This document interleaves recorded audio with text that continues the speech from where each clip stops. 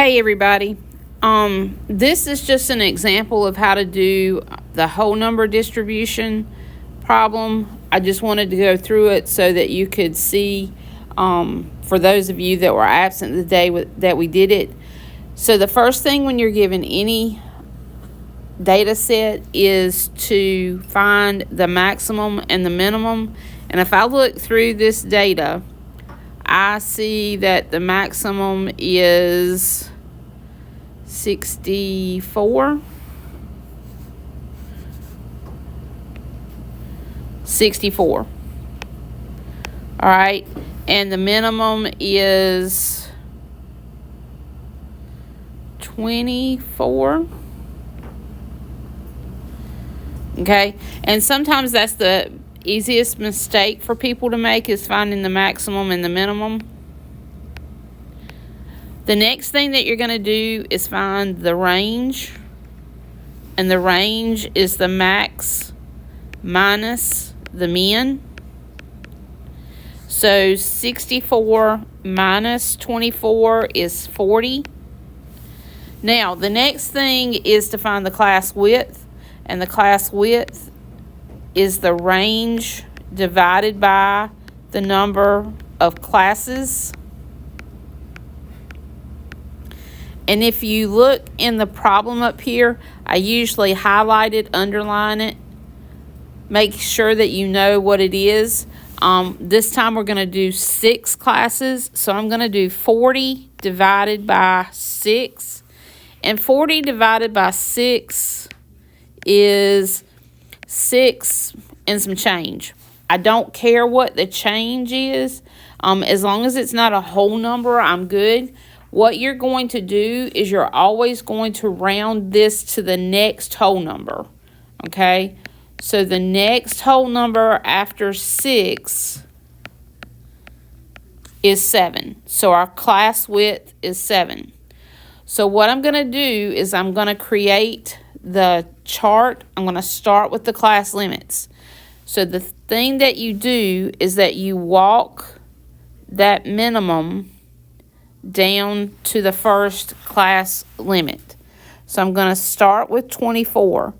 Then what you're going to do is you're going to add the class width down.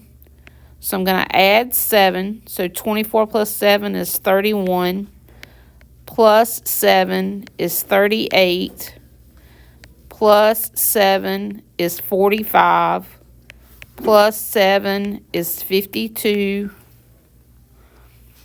Plus 7 is 59.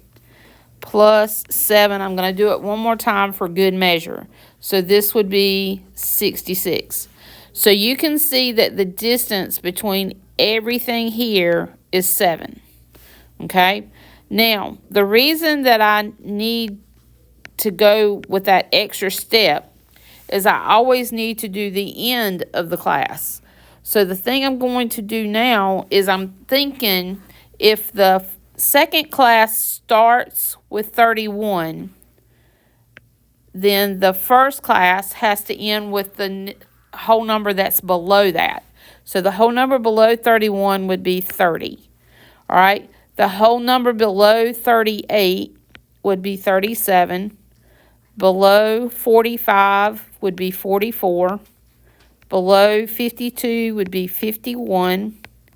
Below 59 would be 58. And now you can see why I kind of did that extra little step. The whole number below 66 is 65. Now, to get the class boundaries, we take our class limits and make them a fraction or a decimal. All right. So what you're going to do is you're going to subtract 0.5 from the left class limit, and you're going to add 0.5 to the right class limit. All right. So 24 minus 0.5 would be 23.5. If I add it to the right, I'm going to get 30.5. Now, here's where the magic kind of happens, because when I take 31.5 and I subtract 0.5, I get 30.5. If I add it to 37, I get 37.5. If I subtract it from 38, I get 37.5. Now you should kind of see the magic. This ending point is this beginning point. This ending point is this beginning point. So I really just need to add it to the right. So I get 44.5, and then it's going to repeat. Here's 44.5. 51.5, it's going to repeat. And then I'm going to add it to the right and get 58.5. It's going to repeat. And then I'm going to add it to the right, and I get 65.5. All right. Now, you should notice a couple of things. The distance between all of these numbers is 7, still bound by that class width. Now, to get the class midpoint, you add the limits and divide by 2. So I'm going to take 24, add 30, and I'm going to divide by 2. Well, 24 plus 30 is 54, and 54 divided by 2 is 27. 31 plus 37 is 68 divided by 2, which is 34. Okay? Now, I'm going to just be lazy. Just be honest. All right? I know the shortcut. The next one's going to be 41. The next one's going to be 48. The next one's going to be 55. And you're saying, oh, she's got the paper sitting next to her when she's doing this video. No, I do not. Everything in this first 3 columns are bound by that class width. All right? So you should notice that the distance between every number here is 7. Okay? If that number is not 7 for everything in the first 3 columns, then you did something wrong. All right? Now, the last 2 columns are all about the data. All right? So frequency, you're going to look in the data to see how many fall into each category. All right? So the first category I'm looking at is 24 to 30. So I'm going to go up here to my data, and I'm looking for numbers that are 24 to 30. And it's easy if you have some kind of coloring system, some marking system, so that you can mark these off so that you don't count things twice. All right, so I'm going to go look through my data for 24 to 30. All right, 24 to 30. All right, so there's 2 in that category. So I'm going to come down and put 2. Then I'm going to change my color and do 31 to 37. All right, so I'm going to do 31 to 37. So there's 1, 2, 3, 4, 5, 6, 7, 8, 9, 10. I'm going to come down here, write 10. Then I'm going to do 38 to 44. Change color, 38 to 44.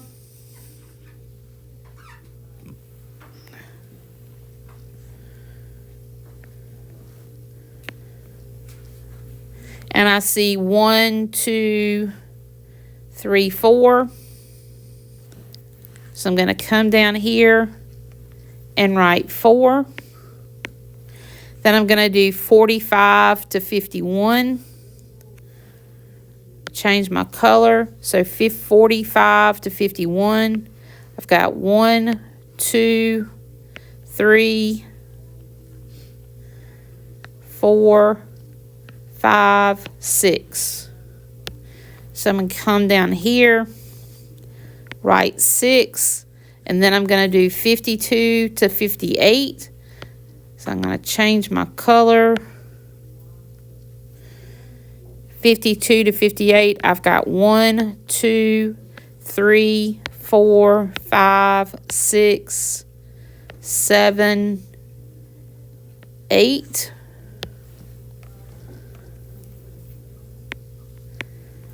And then 59 to 65.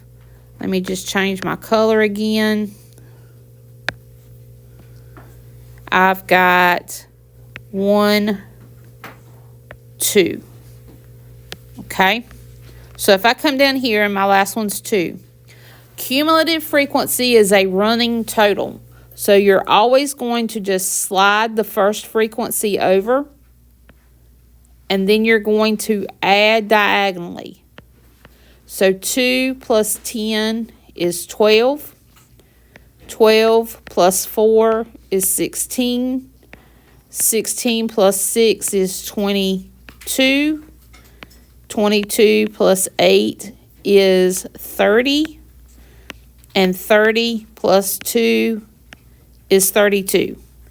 And that is a whole number distribution chart.